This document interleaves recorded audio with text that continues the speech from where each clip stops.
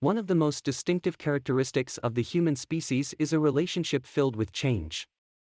Most beings go with the flow, adapt and evolve over time to adapt and accept the consequences of change, but unfortunately this is not the case with human society. Especially in the post-industrial revolution period, we have tampered with these flows so much that we seem to have lost control of these processes. To ensure future of our planet, we must rethink everything we have. The transition in the energy production is the most important way to create a sustainable society and preserve the capacity of the planet. The major transformations we have made in the way we generate energy, which is our main resource in all our actions, are crucial to maintaining and improving the capacity of our world. For the future of our society and all other living things, we must change way of energy production to a different way than it is today. At this point, as a part of this transformation, heat pump technology is a very important milestone in the transition to green energy. This form of energy production is spreading and developing day by day. On the other hand, important issue is to take these energy production structures out of their industrial and single functional states and incorporate them into the city. These buildings shape our future and give opportunity to live our daily life. Instead of hiding these structures, we should highlight them and celebrate their existence. These structures should be transformed into places that will benefit neighborhoods, cities, people, researchers, scientists, in short, the whole society. So for boost the green energy transition with multifunctional heat pump buildings, I choose Bratislava, Petržalka region. Bratislava is the capital and largest city of Slovakia, located in the southwestern part of the country. The district is characterized by its many high-rise buildings and is sometimes referred to as the concrete jungle and even Chinese walls. Despite its reputation, Petržalka has a number of green spaces, parks, and recreational areas. However, because many of the buildings in Petržalka are large apartment blocks, there is limited interaction between neighbors and a sense of community can be lacking. In recent years, efforts have been made to improve the quality of life in Petržalka by renovating some of the older buildings and creating more public spaces. At this point, it is necessary to design not only the area where the mitigation hub is located but also the entire surrounding area for total transformation and development. Firstly, I assume that the tram line has been built. Then I investigate the terraces of the Petržalka region. These terraces defined as a specific type of public space. Unused or ruined terraces were included in the new designed walking axes. These terraces were re-identified with green spaces, mobile shops, better designed ramps and stairs.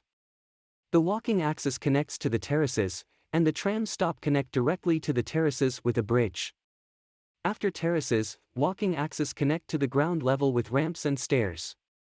The walking paths, which have been turned into parking spaces for cars, are completely dedicated to pedestrians with the complete removal of cars. These walking paths widen in some points, creating space for a mobile shop or a square. While the first part of the design area is shaped for the mitigation hub and its functions, the other side is shaped with walking paths, small and large squares, event areas, and an artificial pond and forest area to support natural life.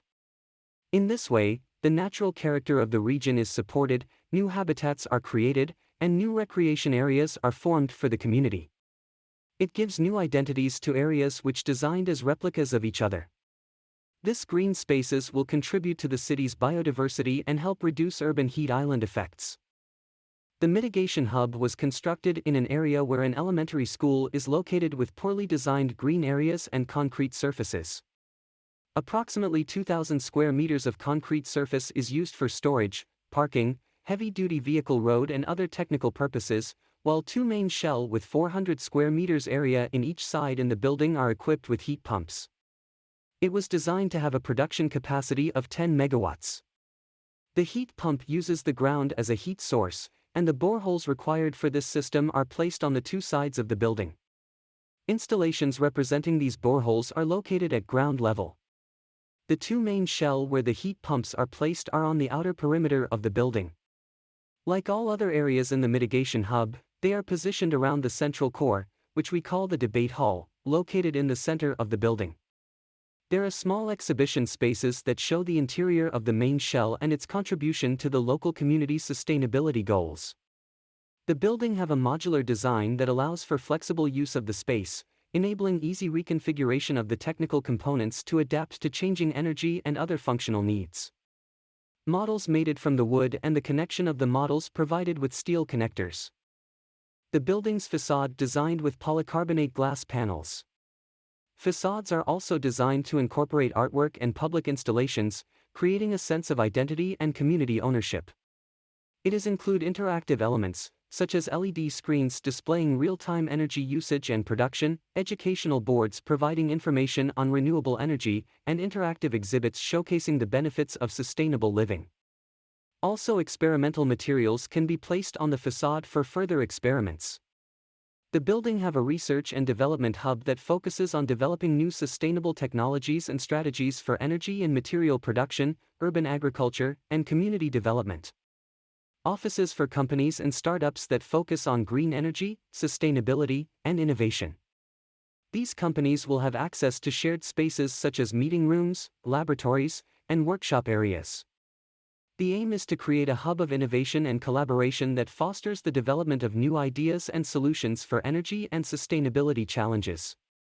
The building also has an education center that provides information and resources about renewable energy and sustainable living. The hub offers workshops, seminars, and hands-on activities to educate the local community. There are also spaces for children. Children can spend time in the playground attached to the facade. They can also have fun in the playgrounds on the ground level. The playground not designed with the individual tools such as swings, slides, and other predetermined play styles. It is actually designed in a free and minimalist manner. The game itself is left entirely to the imagination of the children by basic geometric masses and physical activities. In addition to the education at school, they can attend training workshops at Mitigation Hub. The Mitigation Hub also have a public spaces, installation and exhibition areas, and recreational space that provides a peaceful retreat from the hustle of the city. The public spaces will have a variety of amenities, such as walking trails, picnic areas, mobile shops, event squares, and playgrounds. Exhibitions organized to showcase the different informations to the community, giving them an opportunity to provide feedback and ideas.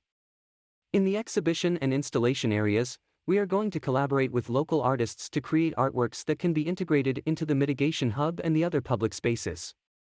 These include murals, sculptures, and other public art pieces. The art provide a sense of identity and belonging to the community and help to make the Mitigation Hub a landmark in the area. In addition to these spaces, the main space of Mitigation Hub is the debate hall. This space brings together all stakeholders in the city and enables them to raise awareness, produce and consume together, and involve all segments of society in decision-making mechanisms. Citizens' participation is essential to achieve more strict public scrutiny and to ensure a sustainable way of developing our cities. Visitors listen to presentations and discussions by professionals, understand how materials and production systems work, learn about the importance of transitioning to green energy and how it can be achieved, and participate in discovering new ways and methods for sustainable future. Participants from all parts of society and the professionals, municipalities, politicians, and companies come together to participate in discussions and play a direct role in shaping the future. In this way, the necessary information is created for each individual in the society to make conscious decisions on matters for their future and their life. This process allowing citizens to provide input on the design and function of the buildings, not only for Mitigation Hub but for all. All of these discussions, seminars, education, production, new discoveries, and decisions create significant data.